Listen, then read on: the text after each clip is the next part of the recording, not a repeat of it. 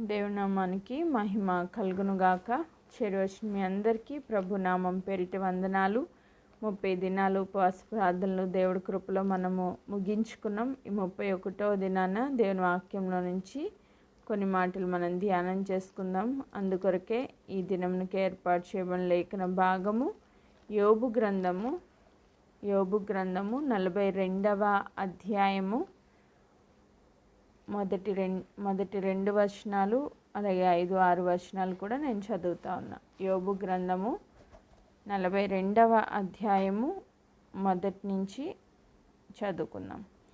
అప్పుడు యోబు యెహోవాతో ఇలాగూ ప్రత్యుత్తరం ఇచ్చెను: నీవు సమస్త క్రియలు చేయగలవనియు నీవు ఉద్దేశించినది ఏదియు నిష్ఫలము కానేరదనియు నేనిప్పుడు తెలుసుకొంటిని. 5వ వచనం: వినికిడి చేత నిన్ను గురించిన వార్త నేను వింటిని, అయితే ఇప్పుడు నేను కన్నులారా నిన్ను చూచుచున్నాను. కావున నన్ను నేను అసహ్యించుకొని బూడిదలోను పడి పశ్చాత్తాపపడుచున్నాను. మారు మనస్సు అనేదానికి ఇంకొక అర్థము, ఇంకొక వర్డ్ ఏంటంటే పశ్చాత్తాపము. మనసు మార్చుకోవడం అన్నా పశ్చాత్తాపడి దేవుని తట్టు తిరగడం అన్న ఒకటే. సో ఈ దినం ప్రత్యేకంగా మారు మనసు అనే టాపిక్లో నుంచి దేవుడు మనతో మాట్లాడుతున్న మాట, ఎలా యోబు జీవితంలో పశ్చాత్తాపడ్డారు, తద్వారా ఎలాంటి ఫలాన్ని ఆయన పొందుకున్నారో కొద్ది నిమిషాలు మనం ధ్యానం చేసుకుందాం. సో ఇక్కడ యోబు గారు చెప్తున్నారు, ఎన్నో ప్రశ్నలు యోబు గారు వేశారు, దేవుడు వేశారు. దాంట్లోకి ఏట్లకి ఆయనకి ఆన్సర్ దొరకలేదు. తన జ్ఞానానికి మించిన క్వశ్చన్స్ దేవుడు అడుగుతూ వచ్చారు. కనుక అవన్నీ విన్న తర్వాత యోబు దేవునికి ఇలా సెలవిస్తున్నారంట 2వ వచనంలో: నీవు సమస్త క్రియలు చేయగలవనియు నీవు ఉద్దేశించినది ఏదియు నిష్ఫలము కానేరదని నేనిప్పుడు తెలుసుకొంటిని. సో ఆయన ఒక విషయం తెలుసుకున్నారు. ఏం తెలుసుకున్నారు? దేవుడు ఏది చేసినా అది నిష్ఫలము కాదంటే ఫలము లేని పనులు దేవుడు ఏది చేయరు. ఆమేన్. ఫలభరితమైన పనులు మాత్రమే దేవుడు మన జీవితాల్లో చేస్తారు. దేవునికి మహిమ కలుగును గాక. ఆమేన్. నీవు ఉద్దేశించినది ఏది నిష్ఫలము కానేరదు. దేవునికి అసాధ్యమైనది ఏదీ లేదు. దేవునికి అసాధ్యమైనది ఏదీ లేదు. యోబు జీవితంలో జరిగిన ప్రతి క్రియ కూడా దేవుడు సఫలీకృతంగానే మార్చారు. ఆమేన్. ఆదికాండము 18వ అధ్యాయము, అక్కడ అబ్రహాము గుడారం దగ్గర కూర్చున్నప్పుడు దేవదూతలు అక్కడికి వచ్చారంట. ఈయన ఆతిథ్యం ఇచ్చారు. వాళ్ళు తిని తృప్తి పొందిన తర్వాత అబ్రహాంతో మాట్లాడుతున్నారు. ఏమని మాట్లాడుతున్నారు? ఆదికాండం 18వ అధ్యాయం 11వ వచనం: అబ్రహామును షారాయిను బహుకాలం గడిచిన వృద్ధులై ఉండిరి. స్త్రీ ధర్మము ఆ షారాకు నిలిచిపోయిన కనుక 10వ వచనం చదువుతున్నాను. అందుకైన అదిగో గుడారం అందుకైన మీదిటికి ఈ కాలంన నీ యొద్దకు నిశ్చయముగా మరలా వచ్చేదను. అప్పుడు నీ భార్య అయిన షారాకు ఒక కుమారుడు కలుగునని చెప్పాను. షారా ఆయన వెనుక నుండి గుడారపు ద్వారం వద్ద వినుచుండెను. అబ్రహామును షారాయి బహుకాలం గడిచిన వృద్ధులై ఉండిరి. స్త్రీ ధర్మం షారాకు నిలిచిపోయాను కనుక షారా, నేను బలము ఉడికిన దాననైనా తరువాత నాకు సుఖము కలుగునా, నా యజమానుడు వృద్ధుడై ఉన్నాడు కదా అని తనలో నవ్వుకొనెను. అంతటా యెహోవా అబ్రహాముతో, వృద్ధురాలనైనా నేను నిశ్చయంగా ప్రసవించెదనా అని షారా నవ్వనేలా, యెహోవాకు అసాధ్యమైనది ఏదైనా ఉన్నదా? ఒక ప్రశ్న దేవుడే అడుగుతున్నారు. యెహోవాకు అసాధ్యమైనది ఏదైనా ఉన్నదా? ఈరోజు దేవుని సన్నిధిలోనికి వచ్చిన మన జీవితాల్లో మనం అనుకుంటాము, ఇంత భక్తి చేస్తున్నాను కదా, ఇన్ని ప్రార్థనలు, ఇంత ఉపవాసాలు, ఇన్ని రకాల ప్రయాసలు, దేవుడేంటి నా జీవితంలో ఇలాంటి కార్యాలు ఇలా అడ్డుబండలుగా కొన్ని సమస్యలు అలా ఉండిపోయినాయి అని మనం అనుకుంటున్నప్పుడు దేవుడు అడుగుతున్న ప్రశ్న, నాకు అసాధ్యమైనది ఏదైనా ఉన్నదా? యెహోవాకు అసాధ్యమైనది ఏదైనా ఉన్నదా? మీదటికి ఈ కాలం నిర్ణయ కాలమందు నీ యొద్దకు తిరిగి వచ్చేదను, అప్పుడు షారాకు కుమారుడు కలుగుననెను. సో దేవుడు మళ్ళీ తిరిగి వస్తాను నేను నీ దగ్గరికి, నెక్స్ట్ ఇయర్ ఈ టైంకి నేను వచ్చేసరికి నీకు ఒక బాబు పుడతాడు అని చెప్తున్నారు. ఈవిడి వ్యూలో చూస్తే, శారమ్మ గారి వ్యూలో చూస్తే, ఆమె వృద్ధురాలు, గర్భం ఉడికిపోయిన స్థితిలో ఉంది. ఆమెకి బిడ్డలు పుట్టడం సైంటిఫిక్గా ఇంపాసిబుల్, అది జరగని పని. కానీ ఈరోజు దేవుడు అడుగుతున్న ప్రశ్న, నాకు అసాధ్యమైనది ఏదైనా ఉన్నదా? నీ జీవితంలో ఇంక ఇది జరగదు అని ఏదైతే నువ్వు వేట్ల గురించి అయితే అనుకుంటున్నావో, ఇంక ఈ జీవితంలో ఈ కార్యం జరగదు, ఇది ఇంపాసిబుల్. మనుష్య రీతిగా ఆలోచిస్తే ఈ గర్భం ఉడికిపోయిన స్త్రీకి బిడ్డలు కలగడం అనేది ఇంపాసిబుల్, అది ఎట్టి పరిస్థితిలో జరగదు. సైంటిఫిక్గా ఆలోచిస్తున్నా, మనం లోకపరంగా చూసినా కూడా. అయితే మన జీవితంలో కూడా కొన్ని సమస్యలు ఉంటాయి. ఆ సమస్యలను బట్టి మనం అనుకుంటాం ఇది ఇంపాసిబుల్ అనుకుంటాం అన్నమాట. ఇంక అసలు ఇది జరగడానికి ఛాన్స్ లేదు. మన జీవితాల్లో ఏవేవో అడ్డుబండలు ఉంటాయి. నా భర్త సంపూర్ణంగా దేవునితో తిరగడం ఇంపాసిబుల్ అనిపిస్తుంది ఒక్కొక్కసారి మనకి, వాళ్ళు కఠినంగా వ్యవహరించినప్పుడు. నా బిడ్డలకి మంచిగా క్లాస్ ఫస్ట్ వచ్చేంత జ్ఞానం కలిగి చదువుకోవడం ఇంపాసిబుల్ అనిపిస్తుంది. లేకపోతే నేను ఒక మంచి ఉన్నత స్థితిలో సెటిల్ అవ్వడం ఇంపాసిబుల్ అనిపిస్తుంది. లేకపోతే నా జీవితంలో ఏదో ఒక కార్యం, ఈ అనారోగ్యం పోవడం ఇంపాసిబుల్ అనిపిస్తుంది. ఎలాంటి సిచ్యువేషన్స్లో అయినప్పటికీ దేవుడు అడుగుతున్న ప్రశ్న, యెహోవాకు అసాధ్యమైనది ఏదైనా ఉన్నదా? ఈరోజు మనం మారుమనసు పొందాల్సిన అంశం ఏంటి అంటే, నా జీవితంలో దేవుడికి అసాధ్యమైనది ఏదీ లేదు. ఆమేన్. నా జీవితంలో దేవుడు చేయదలిచినవన్నీ ఆయన చేయగలరు, ఆయనకు అసాధ్యమైనది ఏదీ లేదు.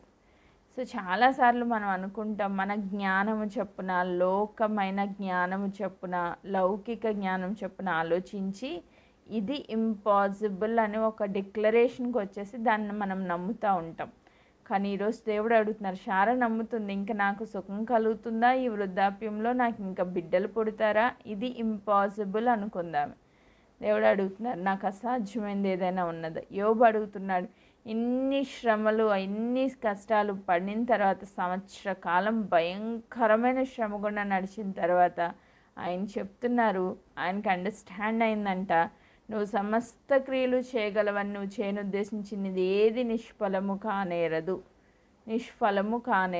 ఫలభరితంగానే దేవుని కార్యాలు ఉంటాయి, కానీ నిష్ఫలభరితముగా అంటే ఫలము లేని స్థితి, దేవుడు ఏ విషయంలోని ఫలం లేని కార్యాలు చేయరు. నీ జీవితంలో జరుగుతున్న ప్రతి ఒక్కటి ఫలభరితమైనదే. ఆమేన్. నీ జీవితంలో జరుగుతున్న ప్రతి ఒక్కటి ఫలభరితమైనదే. మనకు అర్థం కాదు, ప్రజెంట్ సిచ్యువేషన్ మనకు అర్థం కాదు. శారాకు అర్థం కావట్లా, నెక్స్ట్ ఇయర్ ఈ టైంకి నీకు బిడ్డ పుడతాడంటే శారాకు అర్థం కావట్లా. అమ్మో నిజంగా జరుగుతుందా అని ఆశ్చర్యంతో నవ్వుతుందంట. ఇది ఎక్కడ సాధ్యం అన్నట్లుగా. ఈరోజు మనం కూడా ఉపవాసం ఉన్నాం, 40 దినాలు ఈ వేటి కొరకు అంశాలు పెట్టుకుని ప్రార్థన చేసేస్తూ ఉన్నాం. కానీ మన హృదయంలో ఎలా ఉంది? నేను ప్రార్థన చేస్తున్న అంశము దేవుడు చేయగలడని నమ్ముతున్నామా? ఆ విషయంలో మాత్రం మనకు నమ్మకం ఉండదు. చేస్తాం, ప్రార్థన చేస్తాం, నేను విశ్వాసంతో అడుగుతున్నాను ప్రభా, ఖచ్చితంగా నా జీవితంలో ఈ అడ్డుబండను తొలగించగలవు అని ప్రార్థన చేస్తాం. కానీ బయటకు వచ్చిన తర్వాత మన యాటిట్యూడ్ ఎలా ఉంటుందంటే, అది తొలగిపోయింది అన్నట్లుగా కాకుండా అది ఇంకా మన నెత్తి మీదే ఉంది అన్నట్లుగానే మనం ఆలోచన కలిగి ఉంటాం. నిజమైన విశ్వాసం ఎలా ఉంటుందంటే, హన్నా ప్రార్థన చేస్తుందంట, దేవుని సన్నిధిలో తన హృదయాన్ని కృమ్మరించిందంట, దేవుని యొద్ద నుంచి జవాబు పొందింది ఏలీ ప్రవక్త ద్వారా. నాటి నుండి దుఃఖముఖురాలై ఉండటం మానేసింది. ఆన్ ద స్పాట్ ఆమె దుఃఖాన్ని విడిచిపెట్టేసింది. అంటే దేవుడు చేయగలడని ఆమె నమ్మింది కాబట్టి ఆ రోజు నుంచి ఆమె కన్నీరు కార్చడం మానేసింది అంతే. దేవుడు చేసేసాడని నమ్మింది, చేయగలడు కూడా కాదు, చేసేసాడు నా జీవితంలో కార్యం. శారా నవ్విందంట. అంటే ఈయన చేయగలడా, నాకు జరుగుతుందా అన్నట్లు ఒక క్వశ్చన్ మార్క్ అనమాట. సో ఈరోజు ఎంతమంది ఇలా ఉన్నారు, ప్రార్థన చేస్తున్నారు విశ్వాసంతో, నా జీవితంలో దేవుడు ఉన్నతమైన కార్యాలు చేయగలడు అని అనుకుంటున్నారు. కానీ ఒక్కొక్క సందర్భాన్ని చూసినప్పుడు శారాలాగా నవ్వే వ్యక్తులుగా ఉన్నామా, లేక హన్నాలాగా నమ్మి ఆ దుఃఖాన్ని విడిచిపెట్టి విశ్వాసంతో ముందుకు కొనసాగలుగుతున్నామా? ఈరోజు ప్రశ్న. యోబు గారు అనుకున్నారంట, నా జీవితంలో ఇవన్నీ ఎందుకు వస్తున్నాయి, పిల్లలు పోయారు, ఆస్తి పోయింది, అందరు స్నేహితులు నన్ను పాపిని అంటున్నారు, చుట్టూ వాళ్ళందరికీ నేను అసహ్యంగా మార్చిపోయి, ఈ కార్యాలు అసలు ఎందుకు జరుగుతున్నాయి, ఏంటి దీనివల్ల ఫలం ఏంటి, దీంట్లో ఆశీర్వాదం ఎక్కడుంది అని ఆయన ఆలోచించుకుంటూ ఉండొచ్చు. నేను యథార్థవంతుడిగా ఉన్నాను, న్యాయవంతుడిగా ఉన్నాను, ఏ పాపం చేయలేదు, ప్రతిరోజు ప్రార్థన చేసేవాడిని, పిల్లల కోసం ప్రతిరోజు ఎత్తిపెట్టేవాడిని, ఇంత ప్రార్థనాపూర్వకంగా ఉన్న నా జీవితంలో ఇలాంటి సంఘటన ఎందుకు జరుగుతున్నాయి ఆయనకు అర్థం కావట్లా. ప్రశ్నలు అడిగాడు. ఇప్పుడు ఆన్సర్ వచ్చింది. దేవుని గురించి మనకు అండర్స్టాండ్ అవ్వట్లేదు, ఆయన చేసింది ఏదైనా ఫలభరితమైనదే అని నమ్మి దేవుని స్తుతించాడంట. ఈ మాట చెప్పేసరికి ఆయనకి పిల్లలు ఉన్నారా? లేరు. ఈ మాట చెప్పేసరికి ఆయనకి ఆరోగ్యం ఉందా? లేదు. ఈ మాట చెప్పేసరికి ఏవైనా పరిస్థితులు బాగున్నాయా? బాలేదు. ఇంకా ఏమీ జరగకముందే దేవుని యొక్క ఔన్నత్యమైన కార్యాల గురించి ఆయన అండర్స్టాండ్ చేసుకుని ఇప్పుడు ఈ మాట చెప్తున్నాడు. ఇంకా ఏమీ జరగకముందే హన్నా ఆ కన్నిటిని విడిచిపెట్టేసి దేవుడు నా కార్యం చేస్తాడని నమ్మింది. ఇంకా ఏమీ జరగకముందే దేవుడు వచ్చి ప్రకటిస్తూ ఉన్నారు, శారా నీకు గర్భఫలం వస్తుంది అని. ఇంకా ఏమీ జరగకముందే మనం నమ్మాలి. రక్తస్రావం కలిగిన స్త్రీ ఇంకా ఏమీ జరగకముందే నేను ముడితే నాకు స్వస్థ వస్తుందని నమ్మిందంట. సో ఇలా మనం చేస్తున్న ప్రార్థనలు, ఇప్పుడు ఎన్నో మనవులు పెట్టి మనం ఈ 40 దినాల్లో చేస్తున్న ప్రార్థనలు ఖచ్చితంగా ఫలభరితం అవుతాయని మనం నమ్మాలి. ఆమేన్. ఆయనకు అసాధ్యమైనది ఏదీ లేదు, ఆయనకు అసాధ్యమైనది ఏదీ లేదు. ఇర్మియా గ్రంథము 32వ అధ్యాయము, ఇర్మియా గ్రంథం 32వ అధ్యాయము 17వ వచనాన్ని నేను చదువుతున్నా. 17వ వచనం. యెహోవా ప్రభువా, సైన్యములకు అధిపతియగు యెహోవా అని పేరు వహించిన వాడా, శూరుడా, మహాదేవా, నీ అధిక బలము చేతను చాచిన బాహు చేతను భూమి ఆకాశములను సృజించితివి, నీకు అసాధ్యమైనది ఏదీ లేదు. భూమిని ఆకాశమును ఆయన మాట చేత కలుగచేసిన దేవుడు, ఆయన అధిక బలము చేత చాచిన బాహువు చేత సమస్తాన్ని జరిగించిన దేవునికి నీ జీవితంలో అసాధ్యమైనది ఏదీ లేదు. నేను ఈ మాట చెప్తే చాలామందికి అనిపిస్తుంది, ఇన్ని సంవత్సరాల నుంచి చెప్తుంది దేవుడు, ఏం జరిగింది అని మళ్ళీ ప్రశ్న. నా జీవితంలో ఏం జరిగింది? ఇన్ని సంవత్సరాల నుంచి ప్రేయర్ మీటింగ్కి వస్తున్నాను, 40 days చేస్తున్నాను, అన్నీ చేస్తున్నాను, కానీ ఏం జరిగింది? నువ్వు ఇంకా అదే ప్రశ్నలో ఉంటే ఏం జరిగింది కాదు, ఏదైనా చేయగలడు అన్న కన్క్లూషన్కి నువ్వు రాకపోతే నువ్వేం పొందుకోలేవు. మనం నమ్మిన దాన్ని బట్టి దేవుడు మన జీవితంలో చేస్తారంట. మన నమ్మకం ఏంటి? ఇప్పుడు యోబు ఏం నమ్ముతున్నాడు? అయ్యా నువ్వు చేసేది ఏది నిష్ఫలము కాదు అని నమ్ముతున్నాడు. మన విశ్వాసం ఏంటి? ఈరోజు నేను చేస్తున్న ఈ ఉపవాసాలు వ్యర్థం కాదు, ఈ ప్రార్థన వ్యర్థం కాదు, దేవుడు చేసే సమస్తము నా మేలు కొరకే అని మనం నమ్మగలుగుతున్నామా? దాంట్లో గొప్ప ఫలం ఉంది అని మనం నమ్మగలుగుతున్నామా? ఒకసారి మనల్ని మనం చెక్ చేసుకుందాం. ఇదే పరిస్థితుల్లో జకరియా, ఎలిజబెత్ చాలా దేవుని యందు భయభక్తులు కలిగిన కుటుంబం. అయితే వాళ్ళకు కూడా పిల్లలు లేరు. అబ్రహాము, శారా అలాగే వాళ్ళకు కూడా పిల్లలు లేరు. కానీ ఆమె ఆ వర్తమానం విన్న తర్వాత ఆమె చెప్తున్న మాట లూకాసు వార్త 1వ అధ్యాయము 37వ వచనాన్ని నేను చదువుతున్నాను చూడండి.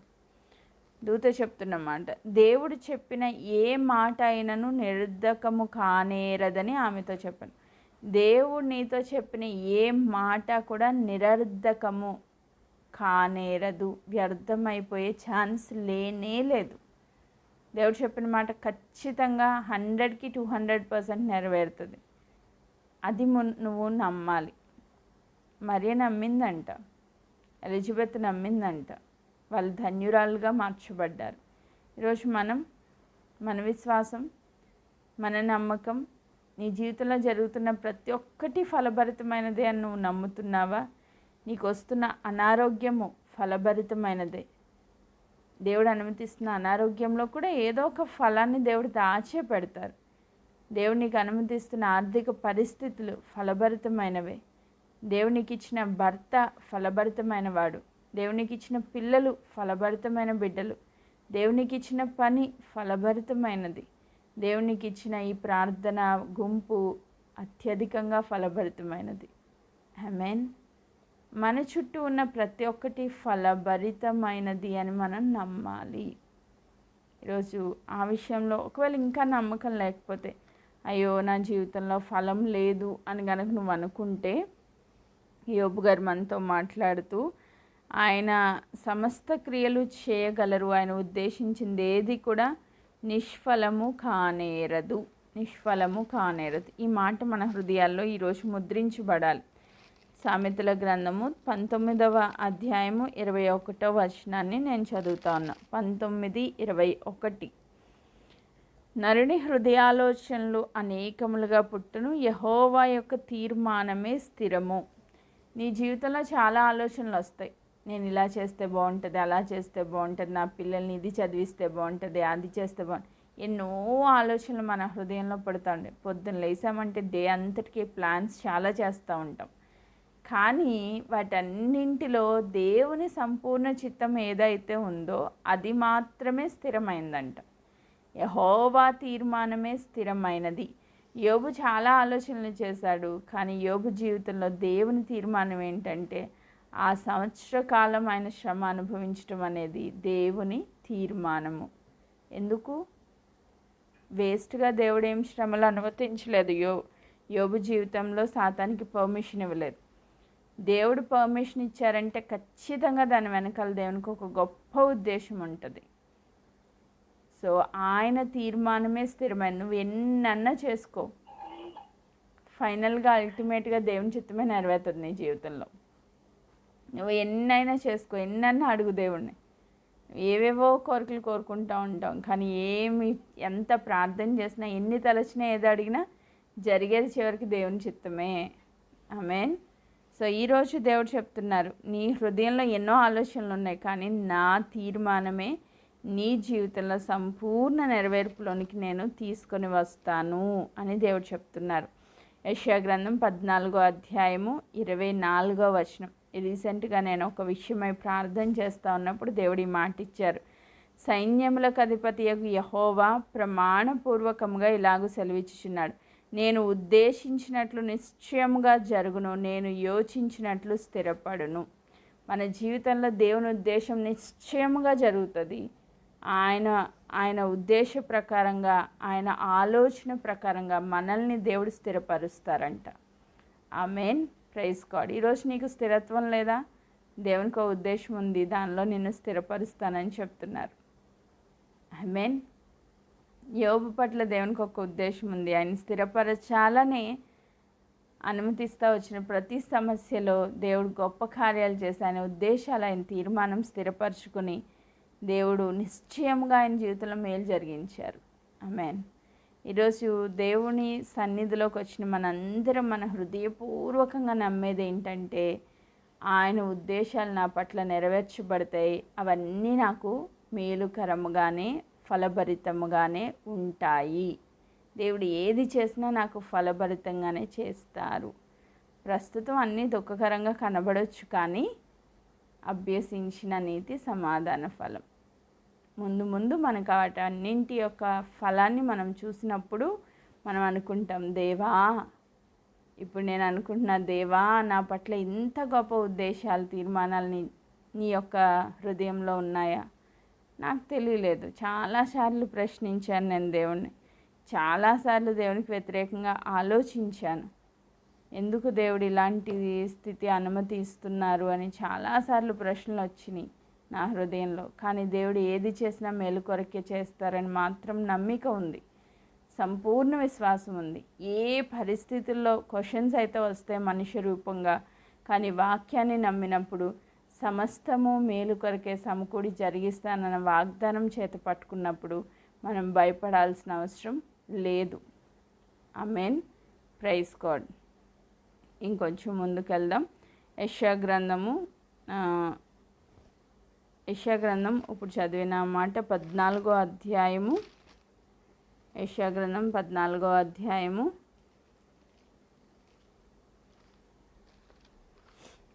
27వ వచనాన్ని 27వ వచనాన్ని చదువుతున్నా.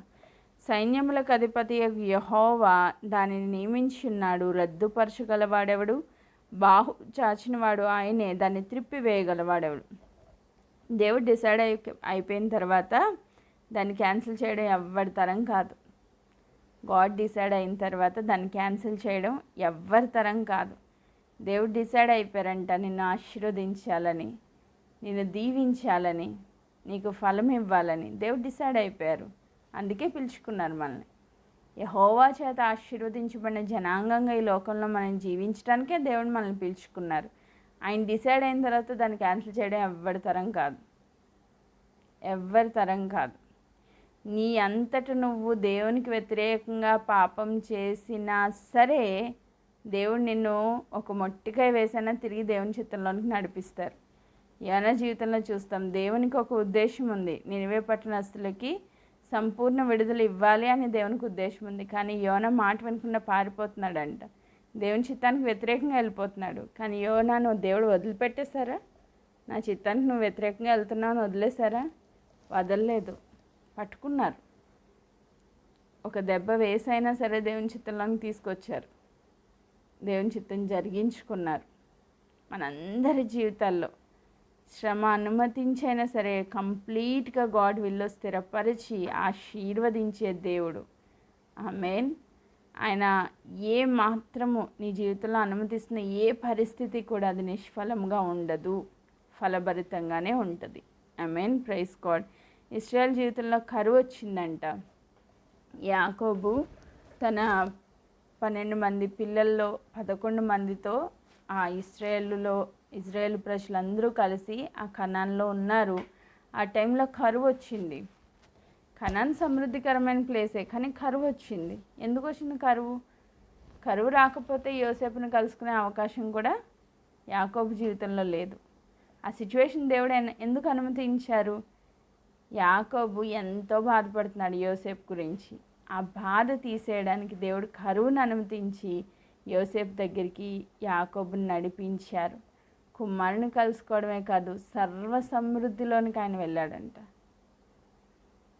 సర్వ సమృద్ధిలోనికి వెళ్ళాడు. తర్వాత ఆ సమృద్ధి అల్లాలు పెరిగి పెరిగి పెరిగి వాళ్ళు బానిసలుగా మార్చబడ్డారు.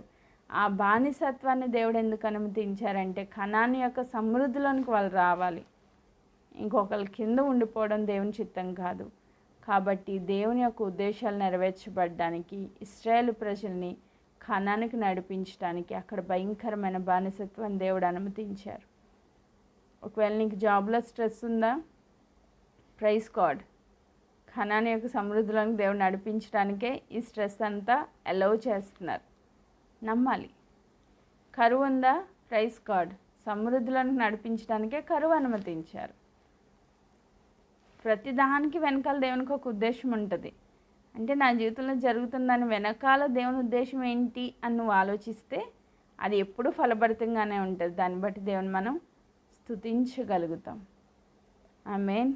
Praise God.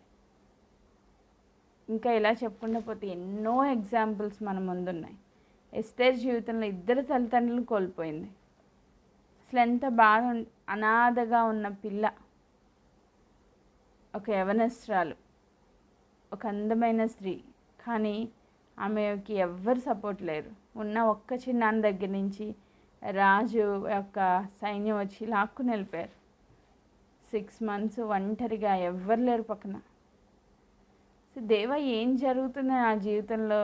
ఎక్కడ చూసినా బాధేనా? తల్లిదండ్రులు కోల్పోయాను, ఏదో నా పిన్న తండ్రి మంచిగా పెంచుతున్నాడు, మంచిగా ప్రేమగా చూసుకున్నా అంటే ఆయన దగ్గర నుంచి తీసుకొచ్చేశారు. ఏంటి నా జీవితంలో ఈ పరిస్థితి అని తను అనుకుందా? ఒకవేళ ఆ ప్రశ్న వచ్చి ఉండొచ్చు. కానీ వెనకాల దేవుని ఉద్దేశం ఏంటి? ఆమెను ఒక రాణిగా దేవుడు మార్చాలని ఉద్దేశించారు. ఆ ప్రాసెస్లో కొంత శ్రమ అనేది ఉంటుంది. నువ్వు తట్టుకుని నిలవబడగలిగితే దేవుని ఉద్దేశం ఎప్పుడూ కూడా నీ జీవితంలో మంచిదే. నా తల్లి పోయిందే, నా తండ్రి పోయారే, నేను అనాథనైపోయాను, నాకు ఎవ్వరు లేరు అని చాలామంది బాధపడుతూ ఉంటారు. తల్లిదండ్రులు లేని వారి పక్షంగా నేను నిలవబడతానని దేవుడు చెప్పారు. ఈరోజు ఈ లోకంలో తల్లిదండ్రులు ఉన్నా కూడా సహాయం చేయలేని పరిస్థితిలో ఉండొచ్చు. కానీ పరలోకపు తండ్రి నీకు తల్లిగా తండ్రిగా ఉంటే నీకు ఏ సమస్య ఉన్నా ఆయన అద్భుతమైన ఆశీర్వాదంతో నిన్ను ముందుకు తీసుకెళ్ళగలుగుతారు. ఆమేన్. ఈరోజు ఎస్తేర్ జీవితంలో అనాథగా ఎవ్వరూ లేని వ్యక్తిగా ఉన్న ఆ స్త్రీని తీసుకెళ్ళి దేవుడు ఒక ఉన్నతమైన స్థానంలో పెట్టారు. నీ జీవితంలో కూడా దేవుని ఉద్దేశాలు చాలా ఉన్నతంగా ఉన్నాయి. అంటారు కదా భక్తుడు, అయ్యా మనుషుల ఆలోచనలు భూమి మీద ఉంటే దేవుని ఆలోచనలు పరలోకంలో ఉంటాయంట. ఎంత ఉన్నతమైంది! ఆకాశం తట్టి చూస్తేనే మనకి అండర్స్టాండ్ అవుతుంది ఎంత ఎత్తుందో. నీ పట్ల దేవుని ఉద్దేశాలు అంత ఉన్నతమైనవి. ఆయన తీర్మానం స్థిరమైనది. ఆయన ఆశీర్వాదం గొప్పది. ఆయన చేస్తుంది ఏది కూడా నిష్ఫలంగా లేదు. ఇది నువ్వు నమ్మగలిగితే. ఈరోజు చాలామంది బిడ్డలు హృదయంలో కృతజ్ఞత లేకుండా ఎందుకున్నారంటే దేవుడు చేసేది వాళ్ళకి అర్థం కాక, అండర్స్టాండింగ్ లేక ఎప్పుడు ఏడుస్తూ ఉంటారు. ఎప్పుడు ఆర్థిక ఇబ్బందులు, పిల్లలు మాట వింటలేదు, అది చేయట్లేదు, ఇది చేయట్లేదు, ఎప్పుడు ఏడవడం మానేసి దేవుని స్తుతించడం మొదలుపెట్టి, ఇలాంటి బిడ్డని, మొండి వ్యక్తిని నాకు ఇచ్చారా, దీని పట్ల కూడా దేవునికి ఒక ఉద్దేశం ఉంది. ఆమేన్. ఎంత మొండి వాళ్ళనైనా దేవుడు మార్చుకోగలరు. కఠినమైన ఆర్థిక ఇబ్బందులు ఇచ్చారా, దీని పట్ల కూడా దేవునికి ఒక ఉద్దేశం ఉంది. ఈ కరువులో సమృద్ధినిచ్చి దేవుడు నన్ను గొప్ప సాక్షిగా నిలవబెడతారు. నువ్వు నమ్ము, నీ నమ్మిక చొప్పున దేవుని చేస్తారు. ఆమేన్. Praise God. దేవుడు మన జీవితంలో చేసిన ప్రతి కార్యం మేలు కొరకే. అందుకే రోమిల్కి రాసిన పత్రిక 8వ అధ్యాయము 28వ వచనం చాలా చాలా చాలా ఇష్టమైన మాట నాకు. ఇది ఎప్పుడు నా హృదయంలో ముద్రించుకున్న మాట.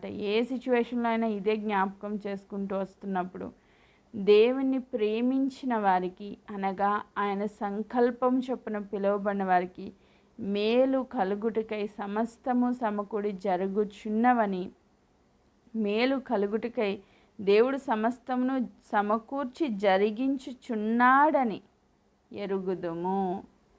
సమస్తము సమకూర్చి జరిగించుచున్నాడని ఎరుగుదుము. దేవుని జీవితంలో సమస్తం దేనికి సమకూరుస్తున్నారంట? మేలు చేయడానికి. ఆమేన్. మేలు చేయడానికే ఆయన ఉద్దేశించారు, కానీ కీడు చేసే దేవుడు కాదు. ఒకవేళ కీడు అని అనిపించినా దాని వెనకాల కూడా మేలే ఉంటుంది. ఇప్పుడు ప్రజెంట్ ఉన్న సిచ్యువేషన్ ఒక కీడులాగా నీకు కనిపించిన దాని వెనకాల ఉన్నతమైన దేవుని ఉద్దేశాలు మేలుకరంగానే ఉంటాయి. దీన్ని మనం హృదయపూర్వకంగా నమ్మాలి. చాలామంది ఈ నమ్మిక లేదు. ఈరోజు పరిశుద్ధాత్ముడు ఆ విషయంలో మనకు మారుమనసు పొందాలని ఆశపడుతున్నారు. మన హృదయం మార్చుకోవాలి. నీ జీవితంలో సమస్తము దేవుడు మేలు కొరకే సమకూడి జరిగిస్తున్నారని నువ్వు ఈ దినం ఆ మాటని హృదయంలో ముద్రించుకుని రిసీవ్ చేసుకుంటే, ఈ రోజు నుంచి నువ్వు ప్రతి పరిస్థితి ఫలభరితంగా చూడగలుగుతావు. హన్నా జీవితంలో ఏమి ఫలం వచ్చేలా, ఏ ప్రార్థన చేసుకుని వెంటనే ఆయనకు అన్నీ తుడిచేసుకుని భోజనం చేసుకుంటే హ్యాపీగా వెళ్ళిపోయిందంట. కానీ వెంటనే ఫలం రాకని చూసింది, ఆవిడ ఆత్మలో చూసింది, దేవుడు నాకు కార్యం చేశారు అని. సో యోబు కూడా దేవుడితో మాట్లాడి లాస్ట్లో అంటున్నారు, నువ్వు ఉద్దేశించింది ఏది నిష్ఫలం కానేరదు అని అనుకుని యోబు గ్రంథం 42వ అధ్యాయం 5వ వచనం, వెనుకడి చేత నిన్ను గూర్చి వార్త వింటినైతే ఇప్పుడు నేను కన్నులారా చూచుచున్నాను. ఇప్పుడు వరకు నువ్వు విన్న వాక్యం చాలా విన్నావు, కానీ నువ్వు ఇప్పుడు ఏం చేయాలి? నీ ఆత్మీయ కన్నులు తెరుచుకొని నువ్వు దేవుని యొక్క కార్యాన్ని కన్నులారా చూడాలంట. నీ హార్ట్ తెరవబడాలి, నీ ఐస్ ఓపెన్ అవ్వాలి. దేవుడు చేస్తుంది ఎందుకు చేస్తున్నారంటే నువ్వు కన్నులారా దేవుని చూసి ఎరిగి ఇప్పుడు చెప్పాల్సిన మాట, కావున నన్ను నేను అసహించుకుని ధూళిలో బూడిదలో పడి పశ్చాత్తాపడుతున్నాను. అయ్యా, నా ఆలోచనలు మంచిగా లేవు, నా తలంపులు కరెక్ట్గా లేవు, నీ మీద అణిగాను, ఆయాసపడ్డాను, సనిగాను, ఏదో చేస్తూ వచ్చాను. కానీ ఈరోజు నేను తెలుసుకున్నాను, నువ్వు చేసేది ఏది కూడా నిష్ఫలం కాదు, నీకు అసాధ్యమైనది ఏదీ లేదు, సమస్తము నీకు సాధ్యమని తెలుసుకున్నా. ఇప్పుడు నేను పశ్చాత్తాపడుతున్నాను అంటే మనసు మార్చుకుంటున్నాను, నా మనసు మార్చుకుంటున్నాను, నన్ను నేను అసహ్యించుకున్నా, నా ఆలోచనలు వ్యర్థమైనవని ఒప్పుకుంటున్నా, నీ తీర్మానం స్థిరమైనదని గ్రహిస్తూ ఉన్నాను. ఆమేన్. ఈరోజు అలాంటి ఆలోచనలోనికి ఎంతమంది బిడ్డలు అయితే వస్తున్నారో వాళ్ళందరూ ఈ 40 డేస్ చేసిన ప్రార్థనలన్నింటికీ నిర్ణయ కాలమందు గొప్ప ప్రతిఫలాన్ని పొందుతారు. ఆమేన్. ఎంతమంది అయితే ఈ మాటని సంపూర్ణంగా విశ్వసించారో మీరు చేస్తున్న ఈ 40 డేస్ ప్రేయర్స్లో మీరు ఎత్తిపడుతున్న అంశాలకి నిర్ణయ కాలమందు ఖచ్చితంగా ఫలాన్ని మీరు చూస్తారు. ఆయనకు అసాధ్యమైనది ఏదియూ లేదు. ఆమేన్. నీ జీవితంలో సమస్తము మేలు కొరకే సమకూర్చి జరిగిస్తున్నారు. సో దేవునికి అసాధ్యమైనది ఏది లేదు అన్న మాటను మన హృదయాల్లో ముద్రించుకుంటూ, ఒకవేళ ఈరోజు నీకు అసాధ్యంగా కనిపిస్తున్న ప్రతి పరిస్థితి పాదాల దగ్గర పెట్టి, అయ్యా ఇది నీకు సాధ్యమే, ఇది నీకు సాధ్యమే, ఇది నా జీవితంలో చేయగలవని నమ్ముతున్నానని విశ్వాసంతో చెప్పగలిగితే నిశ్చయంగా మనం గొప్ప కార్యాలు చూస్తాం. ఇట్టి కృప దేవుడు మనందరికీ అనుగ్రహించునుగాక. దేవుడి వాక్య భాగమును దీవించునుగాక. ఆమెన్.